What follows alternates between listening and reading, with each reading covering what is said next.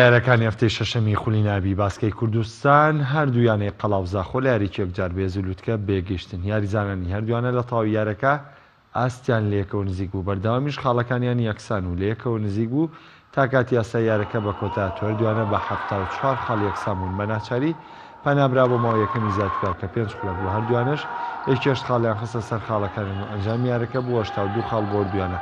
بەڵام بەر لە تاوبوونی کاتەکە یاریزانێکی قەڵاو و تۆمارکردنی خاڵی سەرکەوتنیدا لە کاتێکدا تۆپەکەی ئاراستەکە کە چرکەی کۆتایەت بوو، بەڵام یاریزانانی قەڵا چاوەڕوانی نابژیان نەبوون لە ژمارکردنی خاڵەکە و خۆشحاڵی خۆیان دەربڕی کاردانەوەی لەلایەن ڕانەر و یاریزانانی زاخۆ بوو. دوای گرژەیەکی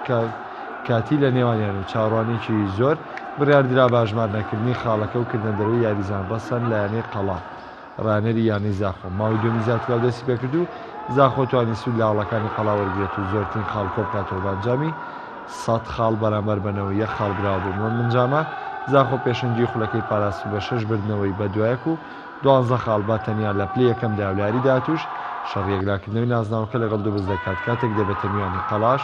بە بردنەوەی سێ یاری و دووشکست خاوەنی ئەشخاڵە و لە ناوەڕاستی ڕیزمەندیدایە.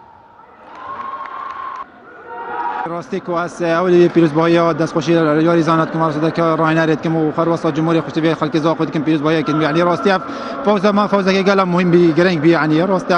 همش در وسایل راستی بچکی آریش یعنی منافسه بین او مقلاوی دی شوط اولی و دویستی چند شوط چهار مشکل فاول تحکیم اولی کردن بوما راستی گلک اولی کردن حالا حاصل مقابلی وانجی هم چند لاعب در کتن مقابلی وان لاعب وانجی چند در کتن بس دستخوشی وان گنجات کم راستی شوط مثلا گیم اضافی توانم يعني بجنب كل سركتن بيروز بايا حمي كساتن يا ريت زور بيزبو راسي كي اخيرا كي او حكم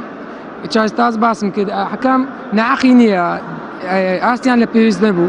شكو دوريانيا دوري مانيا اگر صار بس دوري هبيتن اوانج او نغلطينا كان اخر فاول لسه حمود لدا فاول نبو ليدا حمود كده اما لي ميكر ما نما ايديو بو هو خساره ما فتره الشام موفق نبو